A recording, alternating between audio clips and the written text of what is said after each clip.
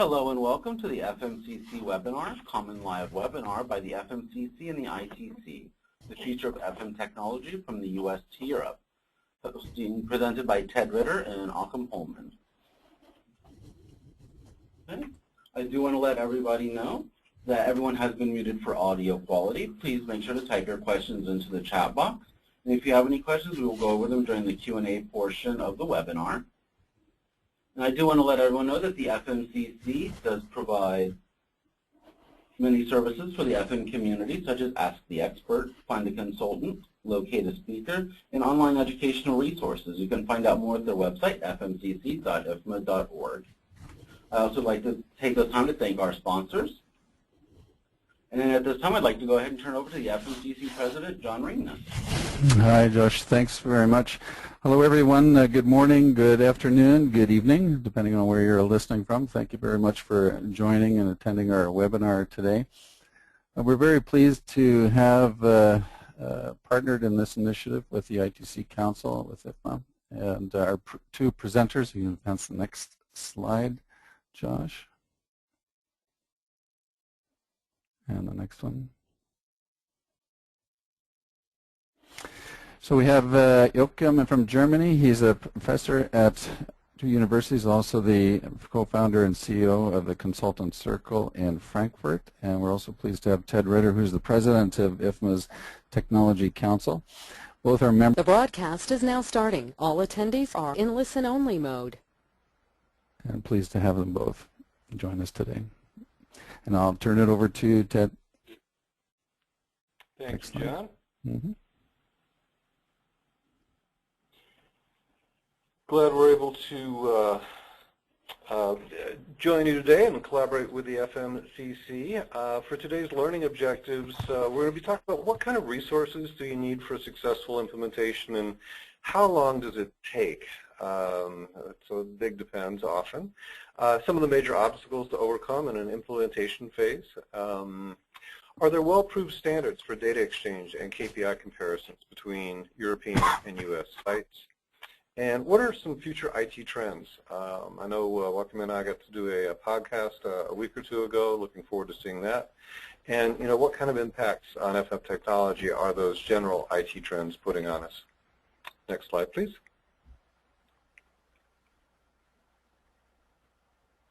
So for today, we're going to talk a little bit about the alliance between GEFMA and IFMA. As an introduction to the documentation trends in FM technology, highlight some of the most common global trends. Security and integration, migration to cloud computing has been a hot topic of late. How to look at repurposing legacy system data. And what's the new typical for deployment timelines? Because we're seeing things taking less time than they used to. We're going to look at some of the survey results from Europe, survey results from USA. We'll kind of close up with kind of the bottom line view of what's the return on investment and how to get started, and then as Josh said, we'll open it up for a general discussion. So on that note, I think we need the next slide. Alliance between IFMA, ITC, and GEFMA has been very, very productive. We've been collaborating for many years. I think shortly before I got onto the board, there was some initial interest about doing a joint publication, which has resulted in the first iteration of the Facility Manager's Guide to Information Technology. The goal of the book was twofold. One was to provide really a basic framework for working facility managers on how to best deploy information technology to support FM operations. And the other goal was to enable curriculum and provide it as a textbook for the universities around the world that have FM programs. And I believe we're about ready to launch into our 7th or 8th universities. We're really excited about that. And I'd like to turn it over to my colleague to talk a little more about the Alliance, Joachim Hohmann. Yes, thanks, Ted. Yeah, welcome from my side, from the other side of the big pond. Just a few words on the GEFMA Special Interest Group on CAFN. So that's a name that's very similar to what ITC does within IFMA. We have very similar goals, and we have published a book which used to be more or less the basis for this one, which is published in English. The older one is published in Germany and in German, and it's more or less kind of a compendium what we did over the last couple of years in terms of standardization, curriculum, and stuff like that. So next slide, please.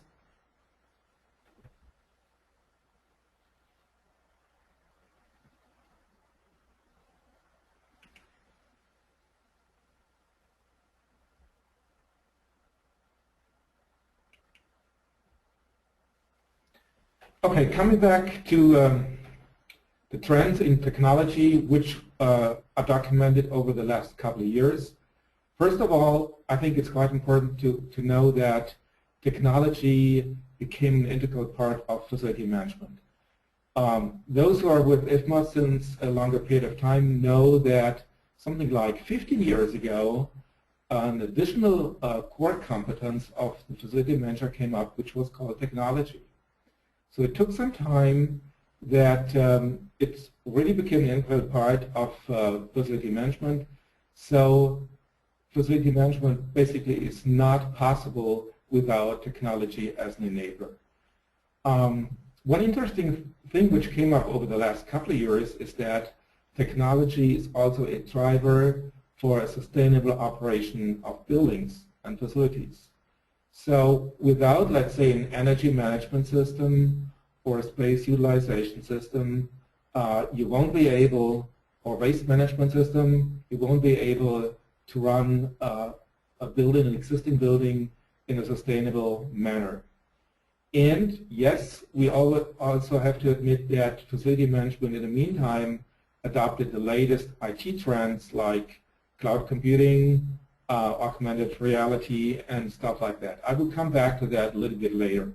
And yes, even if some people are still doubting it a little, BIM, which stands for Building Information Technology, and we had a webinar on BIM, I think a couple of weeks ago, is now an accepted standard technology within facility management. BIM basically is a totally different approach in managing building data by modeling the building instead of using drawings which are just stored on the computer. So it became an accepted standard. You will see by the survey results it's a little bit different as far as the acceptance level is concerned between the US and Europe. Next slide, please.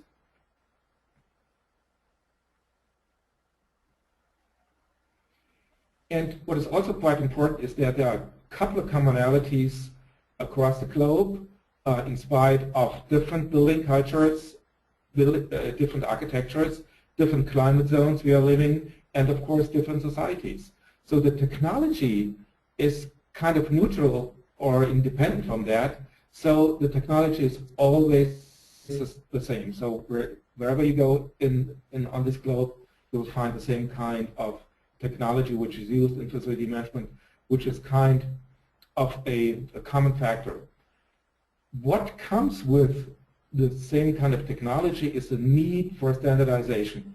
Yes, I think overall we are still lacking some kind of standardization, but we are, in the meantime, we are on a good way. So, for instance, we are developing an ISO standard or a series of ISO standards which define facility management, and there are, in the meantime, for instance, international space utilization standards which are used, or there are standards for converting data from one system to the other. And also an interesting commonality is that the implementation periods, in spite of the different cultures and maybe different approaches, are very similar for facility management technology, whether it is in CMMS or in IWMS. It's something like between 6 and 12 months. You will see a little bit more detailed the results of the service we did both in the US and in Central Europe. Next slide, please.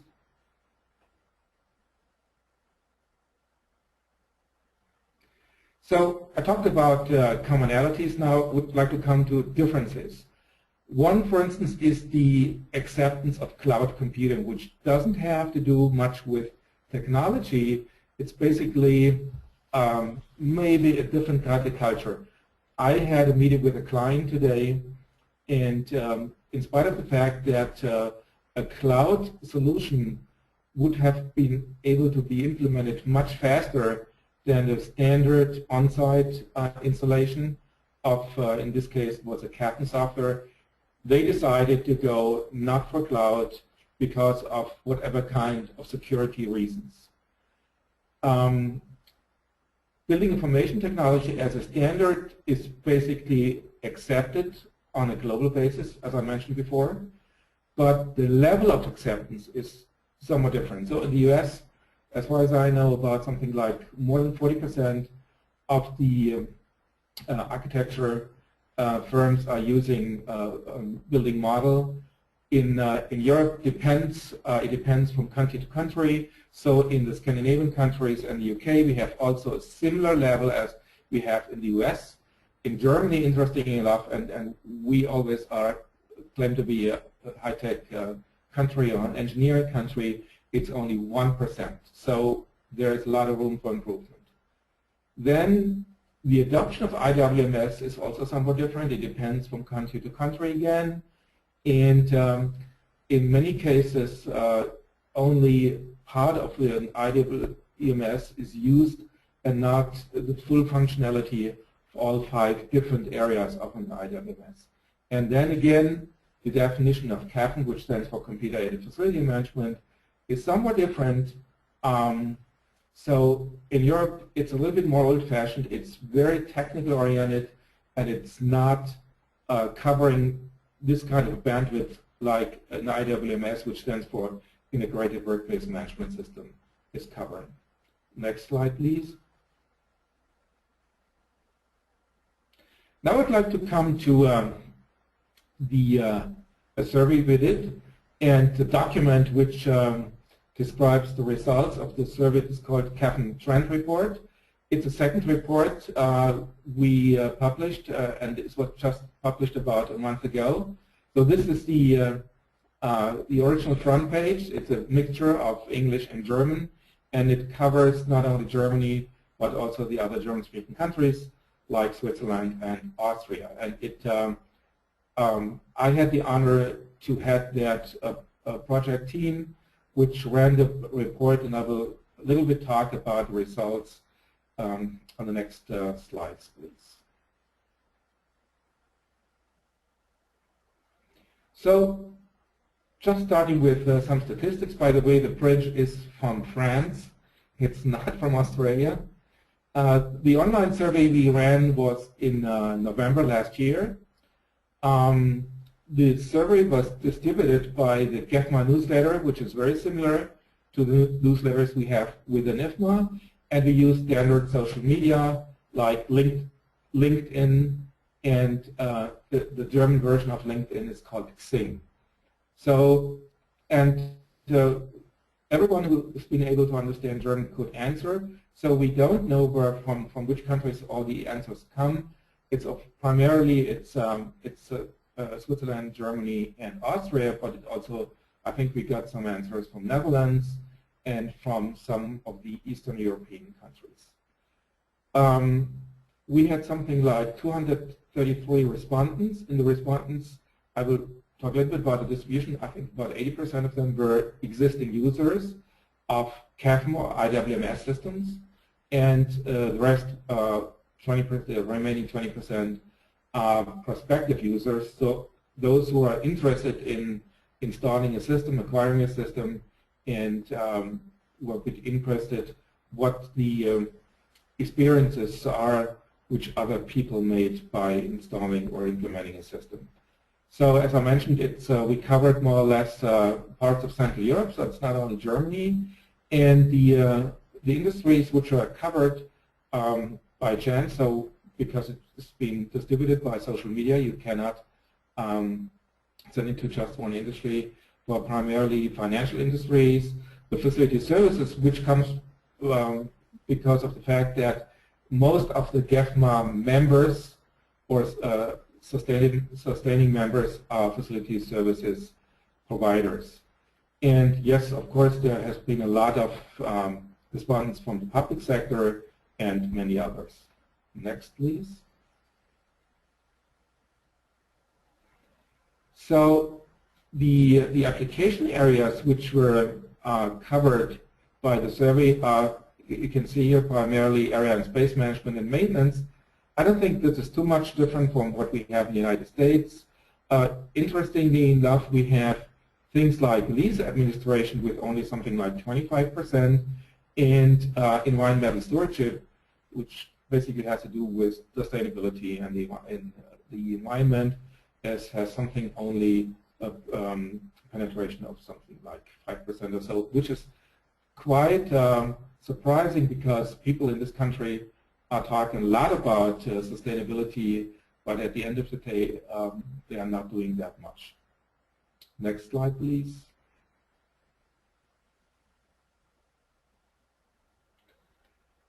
This slide shows the level of satisfaction with the installed systems, and it's subdivided in a couple of categories. The first one is that they said CAFM provide a better quality of compliance documentation, which means it provides a lot of documentation you need to fulfill your compliance requirements, and compliance could be by law and other regulations, but it could be also company compliance rules. As you can see, the light blue stands for they fully agree, partially agree, and we have a very high level, way above 85% for the quality of compliance documentation. The other one, which is very similar as far as the satisfaction level is concerned, is that CAFM could provide a very good level of transparency as far as costs and performance of the facilities which are run with that system. So you know that this allows you to make decisions, and it does not necessarily mean that you save some money or so. Then, of course, it also increased the efficiency of facility services, which means that the knowledge which is provided by the system, the information you got in the system, allows you to better organize and in a more efficient way your facility services, whether they are provided by yourself or an external third party. And interestingly enough, they also said it's still more than 2/3 that it helped to reduce operational costs, which is, I think, a result of the increase of efficiency which was found out by providing facility services. And yes, of course, it helped to increase area and space utilization. Once you know which kind of space you have available, once you know the needs, when you could better plan ahead, it will result in better and increased space utilization, which also is, in my view, a very strong contribution to everything which has to do with sustainability, because at the end of the day, if we are increasing the space utilization and space efficiency of our existing buildings, this is a major contribution to sustainability, because everything else which has to do with the space we use is coming along with that, like energy use and everything else with facility costs. And which is somewhat surprising to me, at least something like 50% of the respondents found out that CAFM reduced failures and outages, which is somewhat surprising, because at the end of the day, a CAFM system is not a control system, it is an information system. And so it's more or less, I think, an indirect effect and not directly influenced by the CAFM system. Next slide, please. So, as part of the survey, we asked, what do you find will be the future trends in Europe? And I will mention that later again a little bit about when we asked vendors and not the potential and existing users. Of course, the major trend is mobile CAFM, and then, as you can see, cloud computing and workflow generators, building information modeling comes next, and then you can read that. It's interesting that BYOD, for instance, which is quite important for the deployment of computer-based facility management systems like CAFM or IWMS. I think most of the people don't know what it is, and I think the same is true for augmented reality. Augmented reality is the ability to blend the reality you can see with information which is provided by the internet. So you can use that, for instance, in your car, and you can use it, of course, in your buildings. Next slide, please. So, in summary, you can say that we also asked for what were the reasons for failures and that you ran out of budget or whatever. We found out that most of the costing mistakes people made have nothing to do with the software they used. Primarily, it had to do either with some lacks in project management. Sometimes it had to do with lack of existing data, or that they were not able to put enough data together, and they did not have a quality assurance system for data. So another thing which is quite interesting, if you compare IDMS and CAFM with other standard software applications, you will find out that the success rate for is much higher than for most other standard software applications, which is interesting because in some sense people say the failure rate for CAFM also is something like 50%, which is truly not the case. Yes, in most of the cases we had on budget and on time delivery, and that the expectations of the stakeholders were primarily met. And again, what I mentioned before, I think what most of the respondents found out is that the documentation to fulfill the compliance needs were the major contribution to the success of their installation. Next one, please. So what we also did, and which is somewhat different from the results you saw before, is that we sent out a questionnaire which was more targeted to vendors. We sent it out to 50 vendors in the German-speaking market, and we got 26 respondents. So and this is just a summary. So one interesting answer to what will be, or what were the major obstacles for selling a product, is that buildings can be operated without actual data for a relatively long period of time. So that's the reason why people sometimes don't think that they need actual data and you need a CAFM or IWMS system. On the other hand, there is an interesting survey run by Jones Lang LaSalle, or JLL today, which was, I think, 2 years ago, and they found out by analyzing about 1,500 transactions in North America and Central Europe that the overall cost reduction was about 4% because of lack of documentation. So, and I think for something like 1% you would get an excellent system to provide exact data about your buildings and facilities. The major need for improvement of the existing systems they found are the user interfaces and the seamless integration with other application systems, which in many cases are ERP systems. It's sometimes building automation systems, or GIS, which is Geographic Information Systems. And the major future trend is exactly what the users of the systems found out is it's mobile CAFM, and as part of a mobile CAFM solution are apps on tablet computers and smartphones. Next one, please. So this is also interesting. This also comes from the vendor survey. Unfortunately, this is not fully translated into English. So the first category means single-user applications. Everything else is self-explanatory, I guess.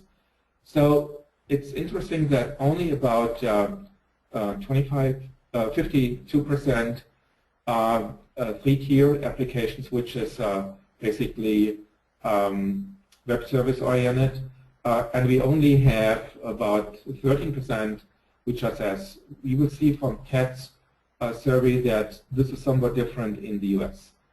Next one, please. And then I would like to hand over to Mr. Ted Ritter from Arizona. Thank you very much, sir. The results were different. We had 158 respondents in 2014. We'll be launching our revised annual survey the first week of May and run that for about 6 weeks. That represented about 30 million square feet, even though the number of respondents was not that high. That when we did the tabulation on how many square feet is involved, it was a significant amount. Existing users and providers, although the majority of our respondents were actually facility managers and not technology providers. We had 28 states represented, which I thought was pretty good.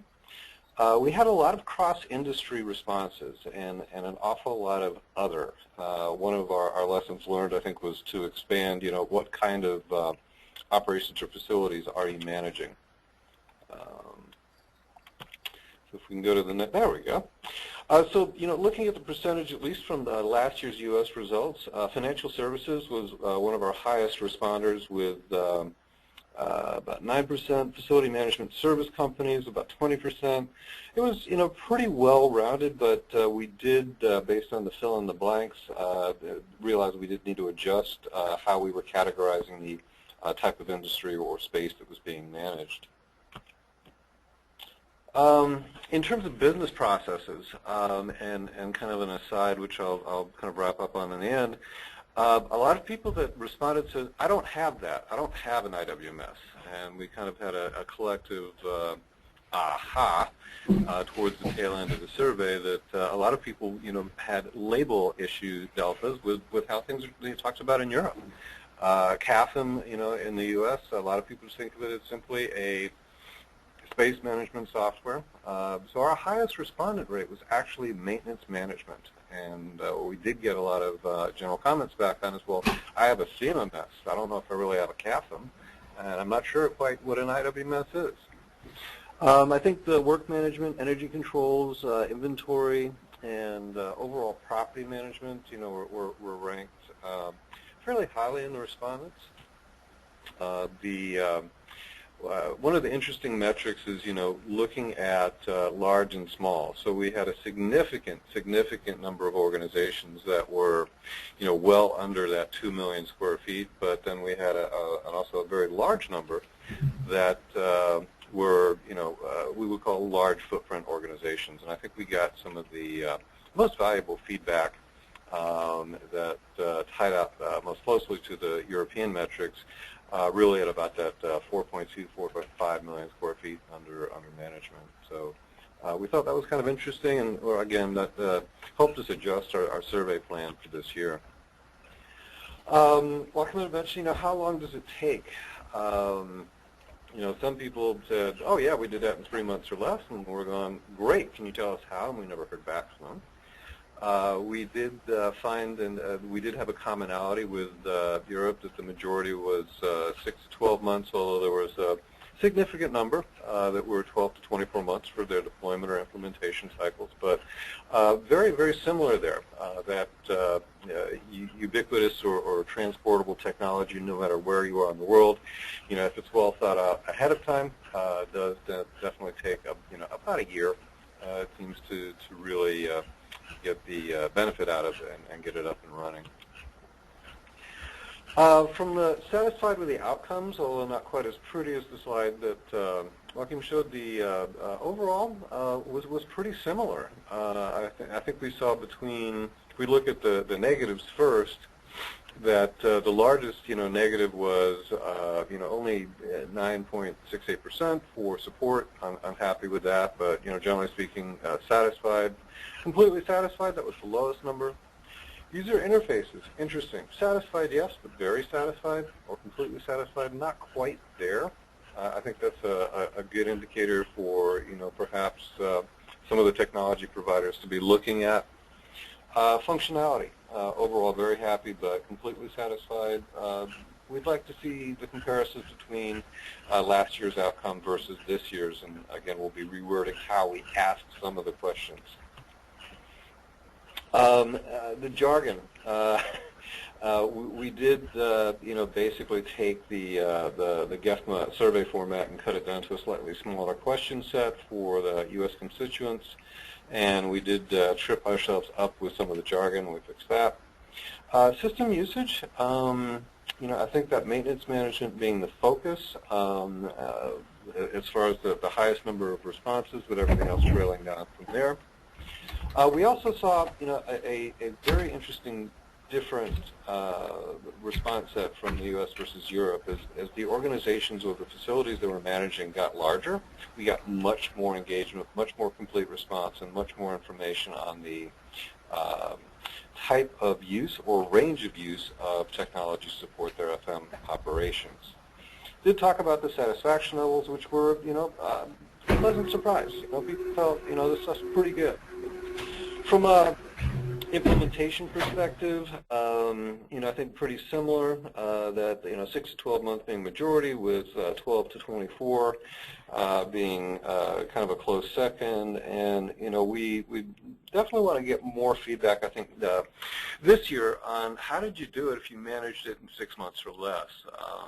Joachim mentioned the cloud computing, which is much more adopted in the U.S. than Europe, but there's definitely a way to get time to value reduced.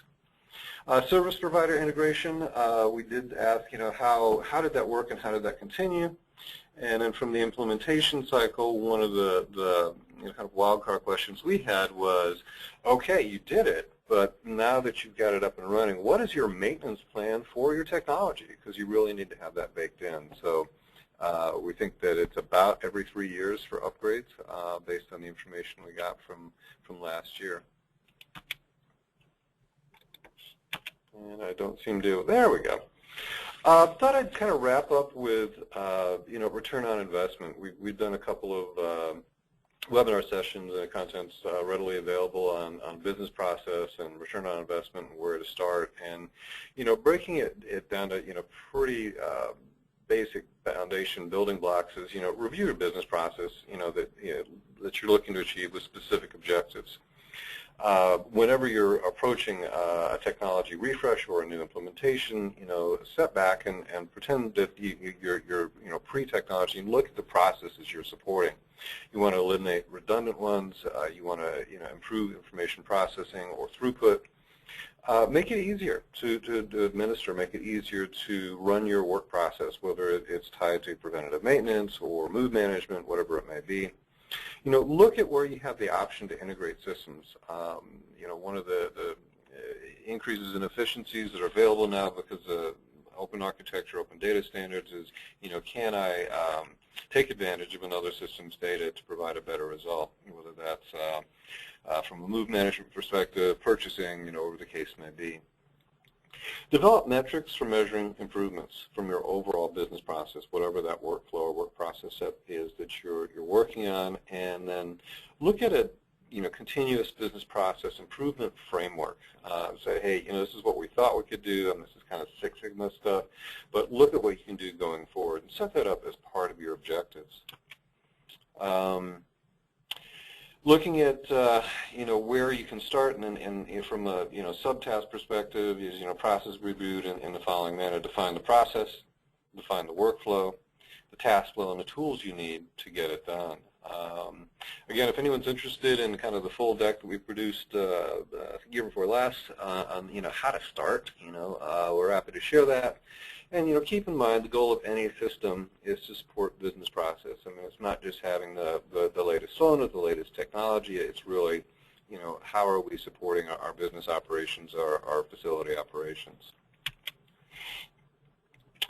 There are a lot of calculations for IWMS, for CMMS, in terms of looking at what does it cost to get the biggest bang for the buck. And there are some variables on size of implementation, but typically, and this is I know shown in euros, is pretty similar to the U.S. as well.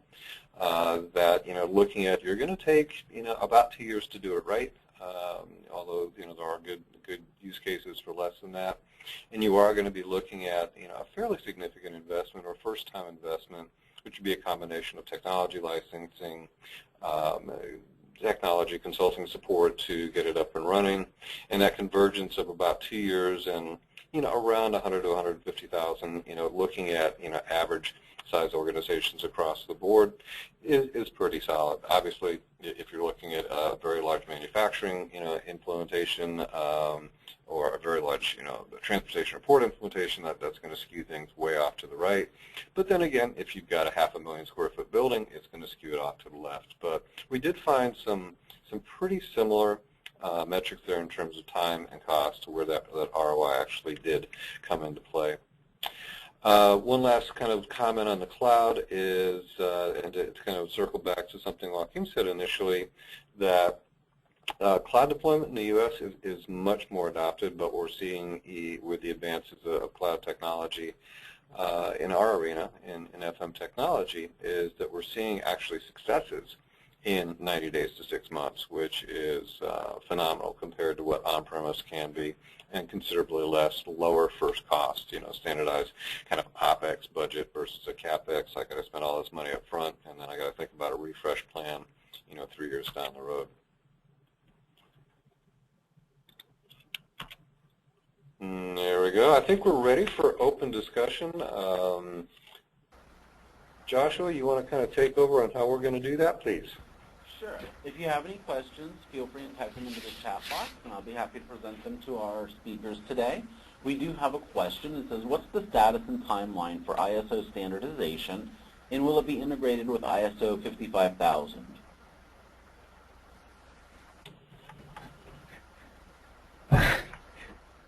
Ted, do you know a little bit more details than I do? Okay. Will it be baked in? Possibly. What is the timeline? From what we've looked at, we just looked at an IBM benchmarking study, and it can certainly follow up. I believe that we're looking at this fall. Whether that is more like September 1st or November, I'm not sure. But can certainly circle back and get that content to, or that more information on that to Joshua to forward it to the group. Okay, one of the listening audience says, as a member of TC 267, they can say that ISO will not be integrated with ISO 55000. Good to know. Great, thank you. And then, yes, we'll be, after the presentation, we will send a copy of the PowerPoint and a link to the recording. And they're asking if they can get a copy of the implementation presentation that was referenced by you, Ted. Absolutely. I will get that sent off to you. I'll send you the name after the show. Okay, then, great. Okay, Peter's following up about the ISO stuff. It says ISO TC 267 will publish its first draft still this year, and it will seamlessly be developed further into a management system standard. Mm-hmm. Very good. Thanks for sharing. Yes. Okay, we'll give them just a moment to see if anybody else has any questions.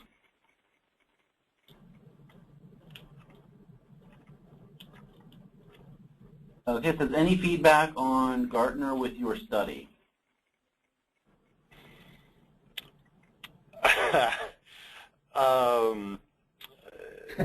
Looking at the Gartner Magic Quadrant for IWMS and for enterprise asset management technologies, from a shift perspective, the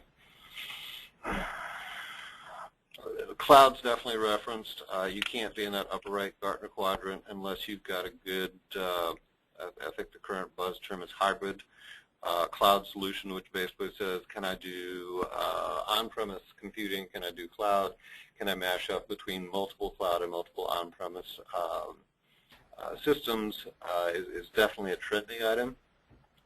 Beyond that, could you clarify what the Gartner question related to specifically? Because Gartner ranks 3 or 4 different types of technology. I think the Gartner report is geared to something different that we were doing with our surveys. So the Gartner report, or the Gartner Magic Quadrant, talks about the ability to execute for a specific system, which means how is the company who is selling the product, or the vendor is selling the product, able to sell it into the marketplace. So that's competitiveness, more or less. And the other thing is the completeness of vision, which is, I think it's, what is the future orientation of the product? Is that comprehensive enough or not? So it's something different. They are not asking users what we did. They are asking primarily vendors, and of course they are looking at the other studies they do as far as technology is concerned. So it's, we cannot compare each other. So we are complementing each other. The Gartner report, especially the Magic Quadrant, gives you an indication which kind of products do have or are representing a good solution, and what are the advantages or disadvantages of this vendor or so. So which we are not talking about products. So I think that's the major difference.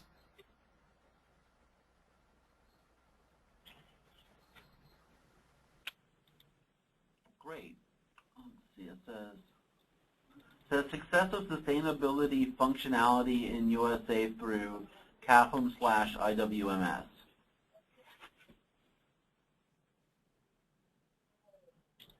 That's a little broad, but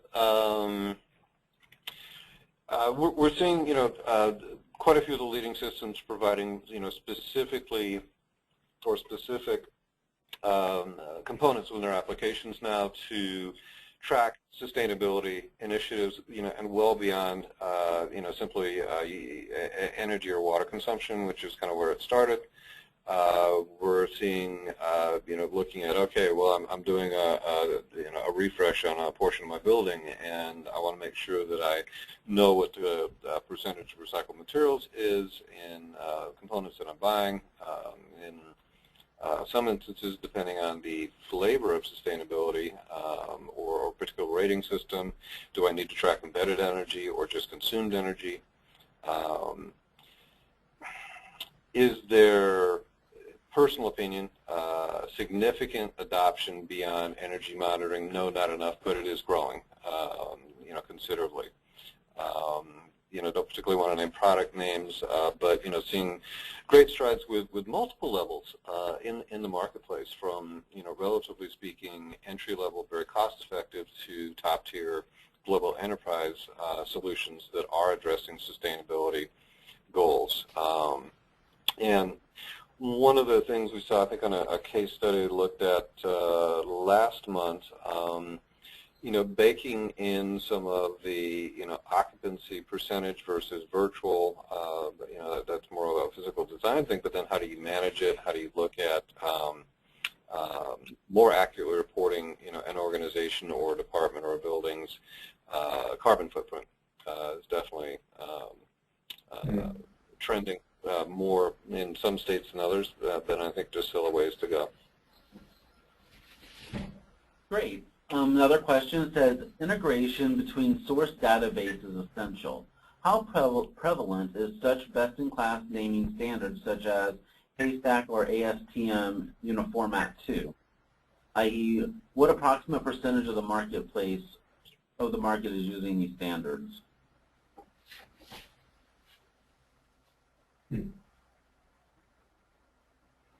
I don't know. I don't know either.